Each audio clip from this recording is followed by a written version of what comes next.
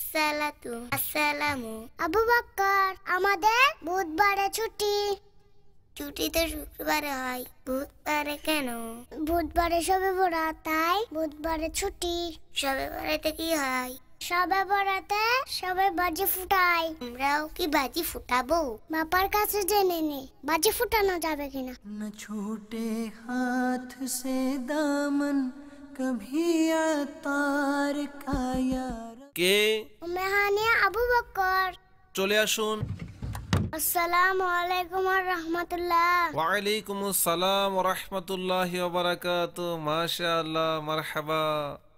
বাবাকে জিজ্ঞেস করেন। আপনি জিজ্ঞেস করুন। আপনি আপনি আচ্ছা, আমি জিজ্ঞেস করি। বাবা, আমরা কি শবে বরাতে বাজি ফুটাতে পারবো? ভালো ছেলেমেয়েরা আতশবাজি ফুটায় না, এটা গুনাহের কাজ। এতে অন্যের ইবাদতে অসুবিধা হয়, আর এতে টাকা পয়সাও অপচয় হয়।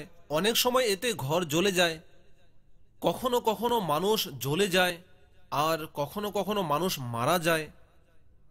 বরং এমনও শোনা যায় যেখানে আতশবাজি ইত্যাদি তৈরি করা হয় সেই কারখানাতেও বিস্ফোরণ ঘটে যায়, আর মানুষের দেহ ছিন্ন বিচ্ছিন্ন হয়ে যায়।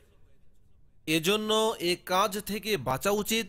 ভালো ছেলেমেয়েরা আতশবাজি ফুটায় না, আর সচেতন বাবা মা নিজের ভালো ছেলে মেয়েদেরকে আতশবাজির জন্য টাকা পয়সাও দেয় না। ঠিক আছে, এখন আপনারা আতশবাজি কখনো ফুটাবেন না। সল্লু আলাল হাবিব সাল্লাল্লাহু তাআলা আলা মুহাম্মদ।